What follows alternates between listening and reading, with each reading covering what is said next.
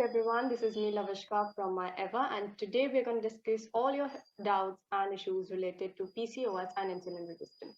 And for that, we have our expert, Mridula Ahesh. She's a nutritionist and a certified sports and clinical nutritionist as well, worked with various health and wellness platforms. A very warm welcome, Mridula. Thank you so much, Lavishka. How are you? Hope you're doing well. I'm good, I'm good. How are you doing? I'm doing well too. Great to hear. So let's kickstart this session where the U briefing is about what is insulin resistance so that people who are new to this concept can have an idea about what we're going to talk in further.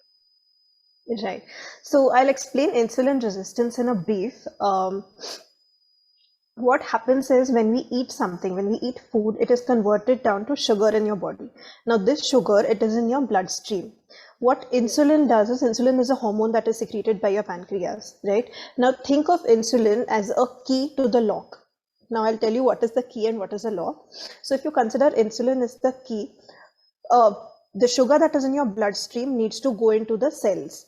Now, All right. to for the sugar to go into the cells, it needs insulin. So consider insulin is the lock to the cell, right? If the lock is not opened, the sugar is not going to go inside the cells. It is going to be there in the bloodstream itself.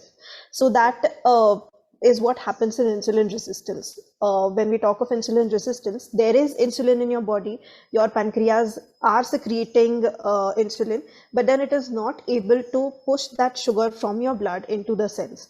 And that is why it remains in the bloodstream, causing more complex symptoms and aggravating PCOS symptoms. That is what happens in insulin resistance. Okay. So can you tell us what could be the possible symptoms that one can see because of insulin resistance Yes. on their health, on their body? Right. Now, this is a very important thing because what happens is mostly insulin resistant symptoms, they are neglected or they're not noticed quite earlier in PCOS. So that is why it takes a long time to be diagnosed and for people to start working on it. PCOS symptoms or insulin resistant symptoms can be as simple as feeling extremely thirsty every once in a while. Like even if I drink water right now, I might feel extremely thirsty in just half an hour or 15 minutes or so. All Secondly, there's feeling hungry after having a full course meal. So even if I'm having a nice meal, a regular meal, I will feel hungry immediately after having it. So I won't just feel satisfied, I won't just feel full after having a meal. That can also happen. Craving right. for sugar often, this can be a little tricky because PCOS may any which way you get sugar cravings, but Mhm. insulin resistance, that the original cause of it is insulin resistance. So having frequent sugar cravings is something that insulin resistance does.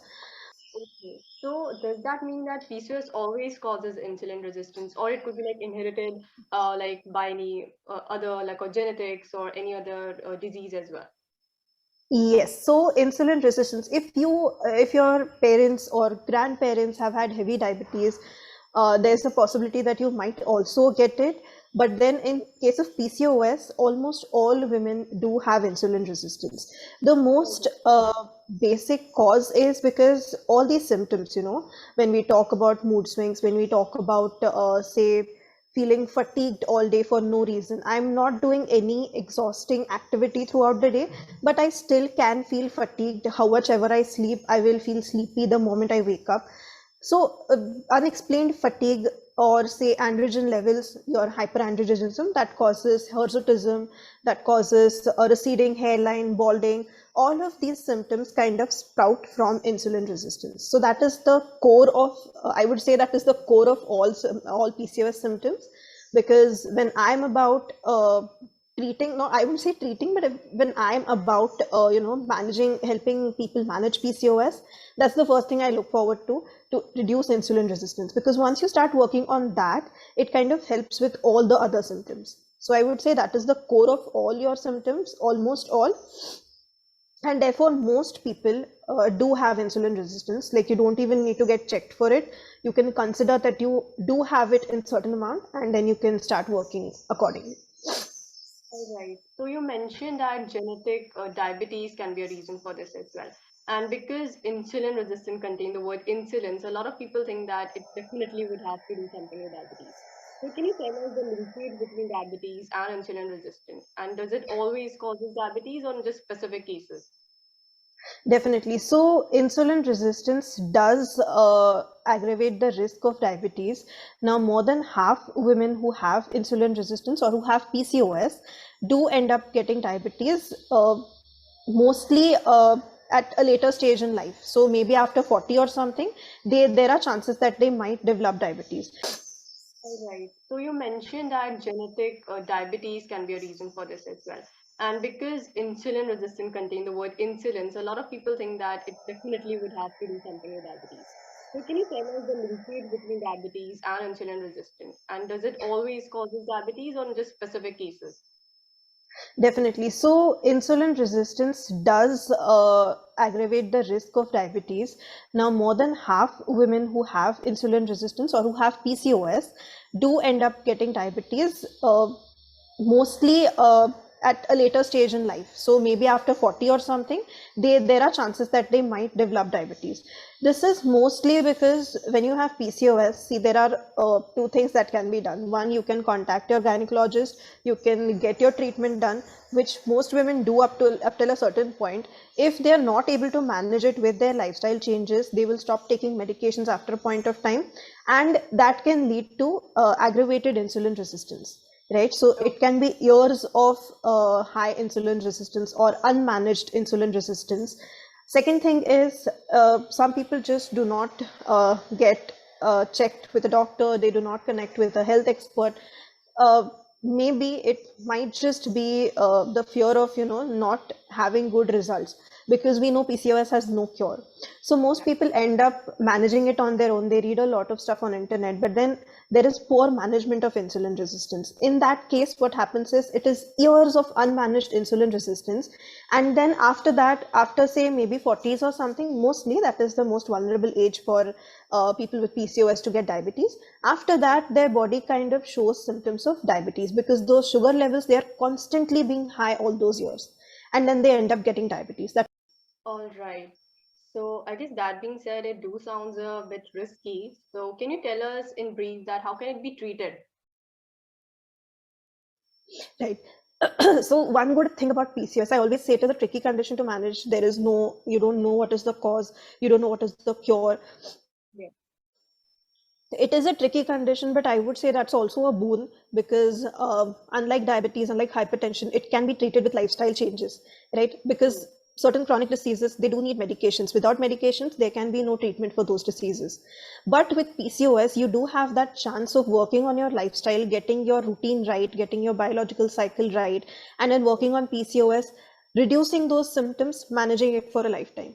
So even with insulin resistance, that is the case. If you try to manage your diet well, if you try to manage your lifestyle well, if you understand what a PCOS friendly lifestyle is, there is a good chance that you can control it all your life. You can keep your insulin resistance under control, and subsequently all the symptoms also of PCOS. So you can keep them in check. Okay, that was really informative. So, one thing that I want to ask is that overstall is something that is really mentioned when we are talking about insulin resistance specifically. So, what it is Right. and how does it impact insulin resistance? Right. So, Ovasitol is a supplement that helps with insulin resistance. Many people know about it, many people have heard about it, and we mostly come across this on social media because there are a lot of people who put out feedbacks or reviews of Ovasitol. So, it is a supplement that basically stimulates inositol in your body, that provides inositol.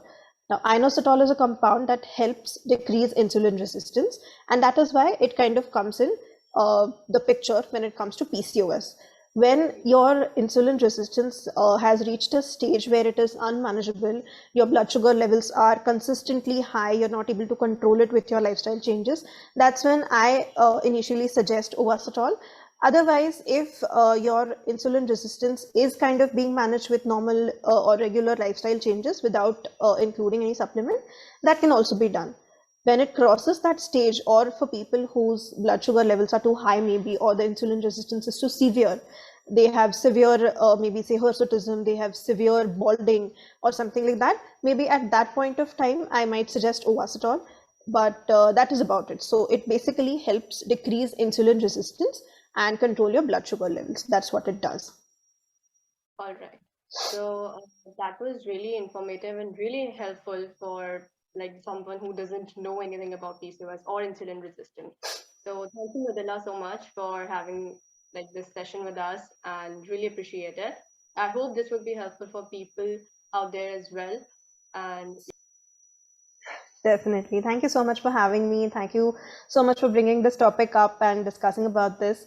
I think we really need to talk more about insulin resistance and PCOS and make people aware of it. yes, done. Yeah.